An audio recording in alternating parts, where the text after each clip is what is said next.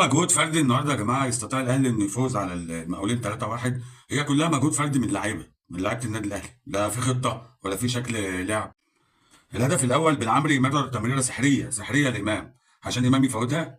يا سلام يا امه يلا، ويبص بطرف عينه كده يلمح تريزيجيه، تريزيجيه يطلع من اعلى نقطه يحطها جميله جميله يا تريزيجيه. الله عليك يا ابني، الوحيد اللي بيلعب بالروح والله العظيم تريزيجيه ده، لعيب يا ابني والله. امام لو بنص مستواه يا جماعه، امام لو بربع مستواه حتى بيقدر انه يصنع الفرق. امام ما شاء الله عليه صايع كوره. عشان امام عاشور يجي من هجمه من نص الملعب هو اللي بيبداها وهو اللي بينهيها، يعني هو اللي بيبداها زي ما انتم شايفين كده.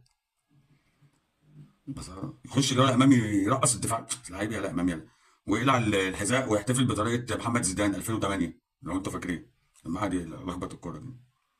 الله عليك، انا قلت لكم والله يا جماعه امام بربع مستواه بيقدر انه يصنع الفارق. امام صايع كوره. يعني انا من رايي تدوا اللي هو عايزه يا جماعه، تدوا له الفلوس اللي هو عايزها يا جماعه. هو الواد مش مقصر معانا في حاجه يعني، عشان يجي بالعمري. الهدف اللي مكيفني قوي بقى، شوف بالعمري، السلام. وبيلمح بس لراح حسين الشحات، حسين الشحات بقى ايه ربنا صارف له، تخبط في الدفاع وتخش، عشان يبقى الهدف الثالث للنادي الاهلي النهارده. كلها مجهودات فرديه، كله يا جماعه مجهود فردي، يعني اللي شايف خطه ولا شايف لعبه. وحته كده من على طرف المعلقه من الواد شوبير، يا سلام يا شوبير. بس ما عادش تعملها تاني يا صاحبي، هي حلوه بس ما عادش تعملها تاني يا باشا.